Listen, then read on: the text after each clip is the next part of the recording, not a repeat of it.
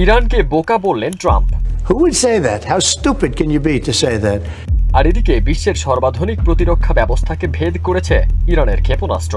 মধ্যপ্রাচ্যের আকাশে টানা 12 দিনের যুদ্ধের উত্তাপ এখনও প্রশমিত হয়নি। একদিকে মার্কিন প্রেসিডেন্ট ডোনাল্ড ট্রাম্পের কড়া ভাষায় হুঁশিয়ারি, অন্যদিকে ইরানের সামরিক শক্তি প্রদর্শন। উভয় পক্ষের সংঘাত যেন আরও তীব্রতর হচ্ছে।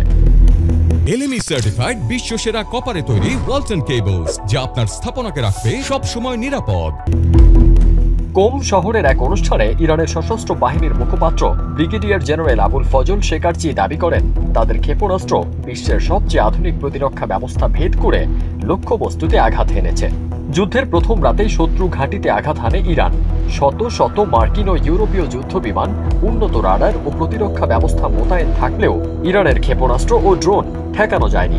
উত্তরের সীমান্ত থেকে দক্ষিণ পর্যন্ত নির্ধারিত লক্ষ্যবস্তুতে সরাসরি আঘাত হানে এসব হামলা। তিনি আরো বলেন, ইসরায়েল এবং তার মিত্ররা ইরানের অবকাঠামো ধ্বংসের পরিকল্পনায় ব্যর্থ হয়েছে। সপ্তম দিন থেকে ইসরায়েল পরাজয়ের মুখে পড়লে যুক্তরাষ্ট্রকে সরাসরি যুদ্ধে নামতে অনুরোধ জানায়। নবম দিনে এসে ইসরায়েল কার্যত যুদ্ধ চালিয়ে যাওয়ার ক্ষমতা হারিয়ে ফেলে। এমনকি 70 বছরে কখনো আশ্রয় নিতে বাধ্য না হওয়া ইসরায়েলি সেনারাও আশ্রয় কেন্দ্রে পালাতে বাধ্য হয়েছে বলে দাবি করেন ইরানের সশস্ত্র বাহিনীর মুখপাত্র ব্রিগেডিয়ার শেকারচি।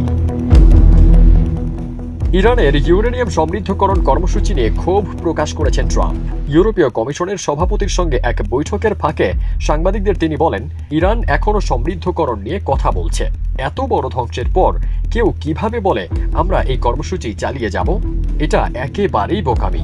ট্রাম্প আরও বলেন, যথার্থ কারণে ইরানকে কঠিনভাবে দমন করা হয়েছে। তিনি হুঁশিয়ারি করে জানান, যুক্তরাষ্ট্র কোনোভাবেই ইরানকে পারমাণবিক অস্ত্রের অধিকার দিতে পারবে না।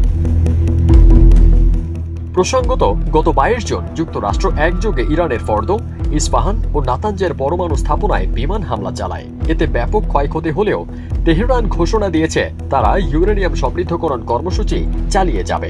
ইরানের পররাষ্ট্রমন্ত্রী আব্বাস আরাঘচির ভাষায়, এটি আমাদের জাতীয় গৌরবের অংশ।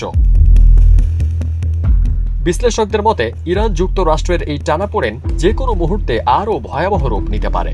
আর ইসরায়েল ইরান সংঘাত নতুন এক ভূরাজনৈতিক অস্থিরতা সৃষ্টি করেছে, যা আন্তর্জাতিক অঙ্গনে গভীর উদ্বেগের জন্ম দিয়েছে। ফারদিন সানি, দেশ রূপান্তর।